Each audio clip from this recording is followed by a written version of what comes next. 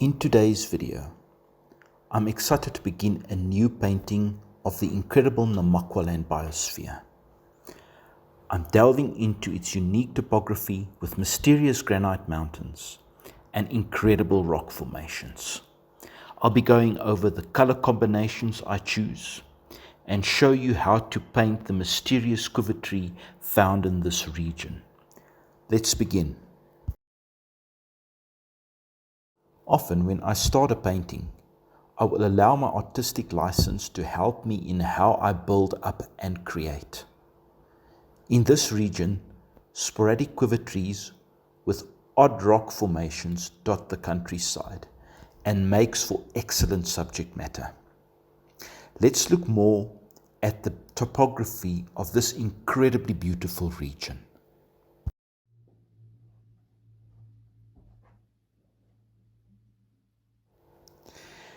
It's a region with the most exotic and rare biodiversity in the world. The majority, if not all the species of plants found here are indigenous, and many species are endangered. The region has little rainfall, and the countryside is arid and sparse. Yet, between the months of August and September, given enough rainfall, this region transforms into a wonderland of wildflowers ranging from purple, lilac, orange to golden yellow. Together with the mountains, the quiver trees, and the sporadic abandoned house here and there, makes the region one full of surprises for the artist and anyone else visiting this region.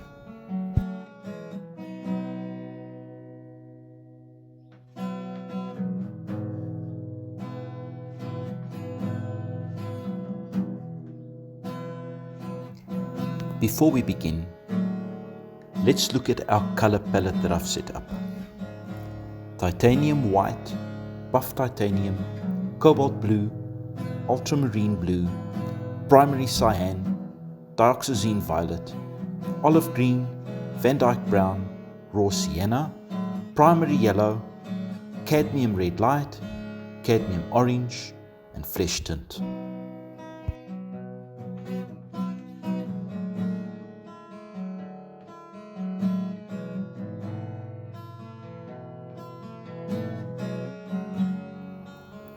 On a primed canvas board measuring 105 centimeters by 65 centimeters, I draw in my basic shapes of the scene using a synthetic hairbrush and some liquid gel medium. Blocking in large, simple shapes with a soft synthetic hair is the way to go. These brushes are often used for water mediums like acrylic, but I find that their soft bristles doesn't absorb so much paint and allows for more paint to be applied to the canvas. In contrast, the hoghair coarse brushes absorb a lot of paint into the brush and works better for creating texture and body on the canvas surface, as hoghair brushes absorb a lot more paint. Color-wise, I'm keeping the sky as the lightest element in my painting, using a touch of flesh tint and buff titanium with titanium mixed in, and a touch of primary cyan with titanium white. The flesh tint has quite a unique trick up its sleeve, as it is reddish enough to counter any blue you might mix on the canvas from going green when encountering yellow on the surface, like buff titanium. The mountains form some of the darker elements in the painting. I keep these darks soft however, and I mix cobalt blue, ultramarine blue, a little Van Dyke brown and violet with some titanium white. I will paint in the darkest aggregate color of each shape, omitting any light or highlight at this stage. You need to keep things simple in the beginning, as it will be much easier to work on and know what your next step will be in your painting. It is important to have a system in place when mixing color. And the most important thing is to understand that the further away an object is, the cooler the color will appear, gradually getting warmer the closer it appears to be. So for this instance, the blue is cooler, and as we get closer, the more we introduce violet, which is slightly warmer in color temperature. As I start blocking in the shapes closer to the foreground, I introduce some flesh tint with a little cadmium red light and buff titanium into those mountains. But they are far from the highlight I wish to apply in later stages of the painting. I will put in a darker variant of the violet mixed with ultramarine and Van Dyke brown, just to get an idea of the shadow shapes in those mountains, helping to sculpt form and dimension into them, as this is quite a complicated mountain scene.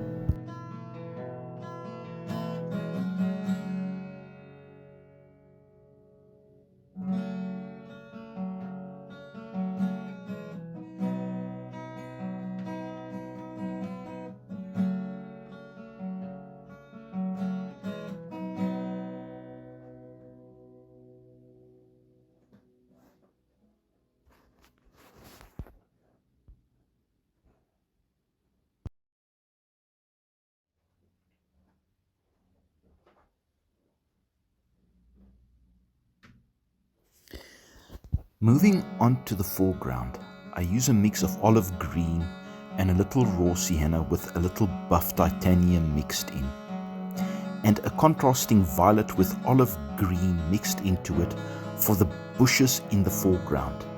Once again keeping my color choices dark and somber, and just blocking out simplistic shapes as much as possible. I'm keeping a thin strip of land at the horizon lighter to contrast with the darker mountains and help create depth and space into my arrangement.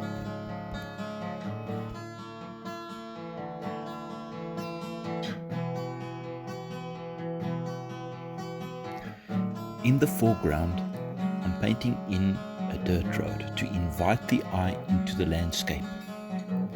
I'm using some raw sienna, cadmium red, and primary yellow with titanium white for that road.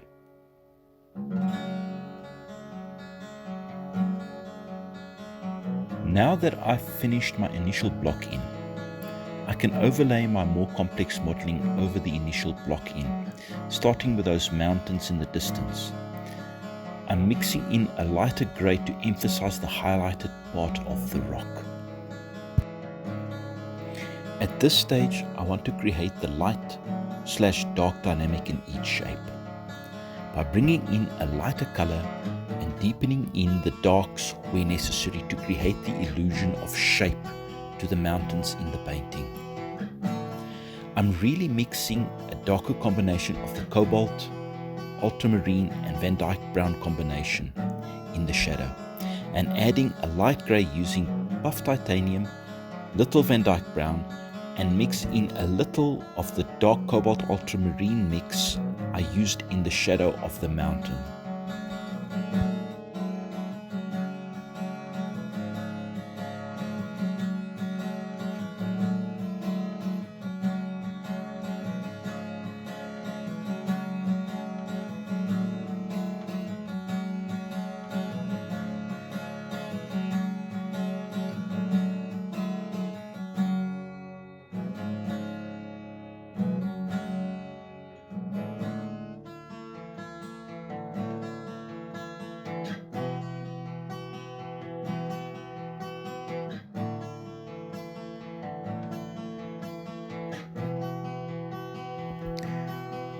At this stage, I decided to add in a farmhouse in the distance for some interest and scale comparison in the painting, and then decided to put in that quiver tree I was talking about.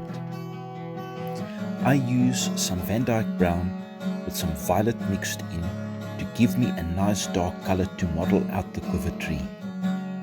Here, The secret to painting captivating trees is how you make use of negative space in your tree. I find this method helps to create more interesting and beautiful looking trees in my landscape with more beautiful looking branches. I usually leave out the trees in the initial phases of my painting and get the background into perspective first. I do this just to make the process easier and less confusing. Later I bring in those trees and I can really focus on them and give them the attention and prominence that they deserve in the painting. I also find it helps to create nicer and clearer edges, also enhancing the depth in the painting.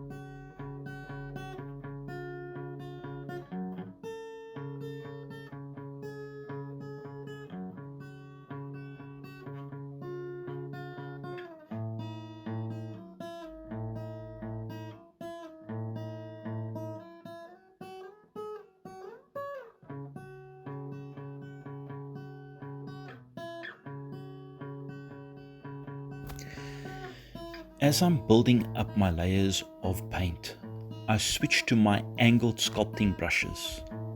These brushes help me to model the rock formations a lot easier, and I can load these brushes with a lot of paint to cover large areas while also creating a varied amount of different brush marks on the canvas surface. These brushes can create anything from bigger shapes to little marks like the small pieces of rock on those mountains, to the shrubbery that dot these mountain slopes. Here, I will use a more intense olive green with a little violet mixed into it to give me the darker color for the shrubs on the mountain slopes.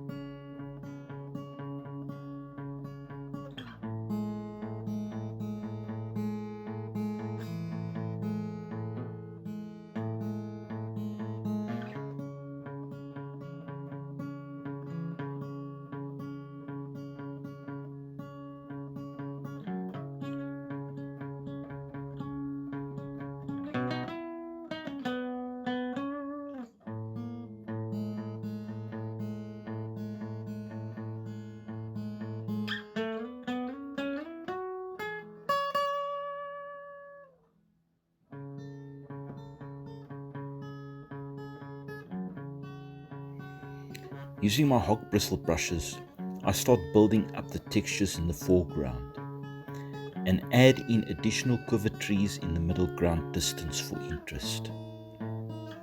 Also, I'm now tweaking the details and highlights on those rock formations and adding in some soft, cool greens on the mountain slopes, while working back with those dark greens to emphasize more details. And it becomes a constant play of lights and darks in the mountains.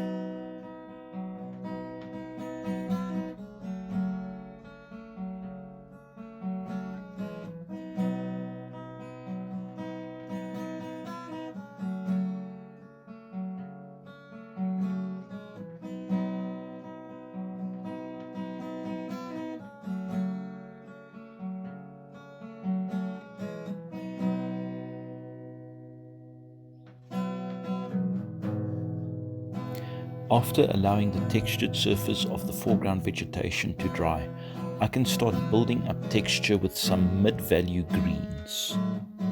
It is important to build up the value range slowly and not apply the lightest value too soon, as this could lead to the painting looking all chalky, and that would be frustrating, especially after so much initial work and effort. So, I would once again go over using the hoghair bristle brushes, loaded with primary yellow and olive green with a little raw sienna, to give me the marks and textures suggesting the rugged shrubs in the foreground. Next up, I'm working on the foliage of the quiver trees, which is quite complicated. I start by lightly applying a hog bristle brush to help get the shape of the foliage. Then I go over with a lettering brush while the paint is still wet to create the illusion of the succulent leaves to this indigenous tree. These two techniques combined help me to recreate the densely packed leaves of the quiver tree. Also, I'd slowly start bringing in some mid-value colors to model and indicate the gnarly bark of this tree.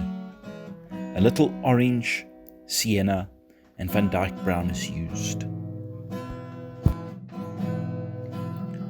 Once the layers of paint is dry, I start applying the highlights on the bark with yellow and a little cadmium orange with buff titanium, and some olive green with a cadmium orange in those leaves.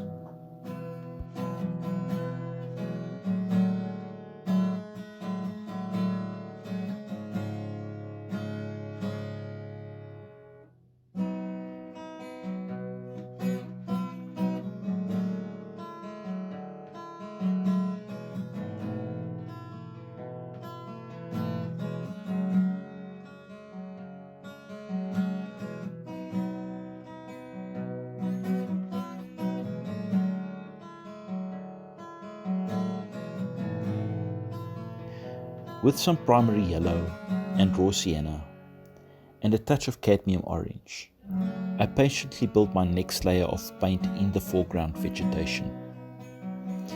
This is all in preparation for the wildflowers I intend introducing into the painting. But before I get started on the flowers, I decided to work on that sky to look more interesting by adding a few contrasting darker clouds. It feels like there is more unity and cohesion between the sky and the rest of the landscape. To create right balance between the different elements is essential.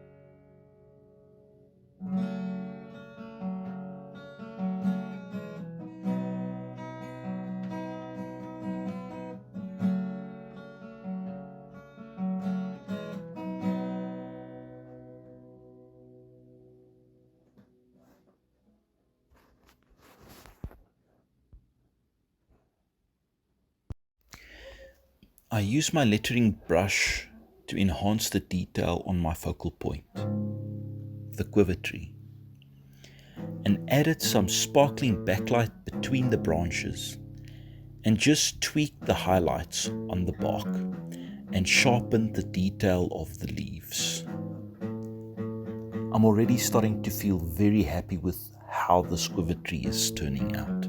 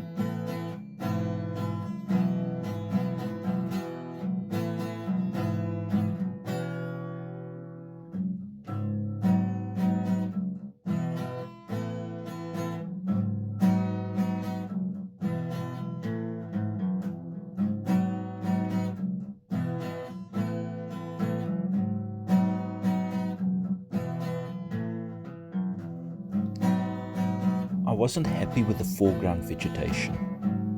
So I went about, yet again, working on this section of the painting and adding some bright highlights emphasizing the tips of the foliage, and let the texture in the foreground help with creating depth before I bring in the Namaqualand wildflowers into the painting.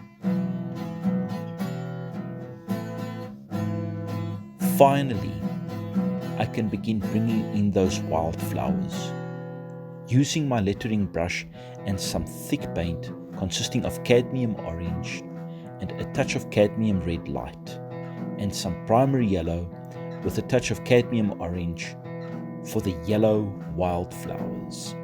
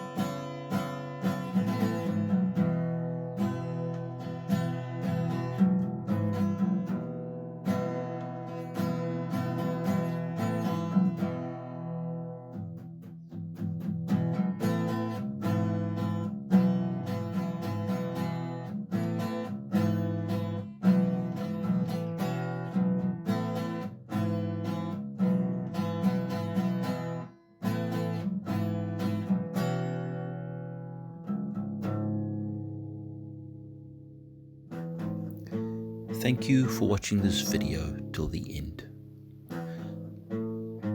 Don't forget to like and subscribe to my channel, and please leave me a comment if you like this video.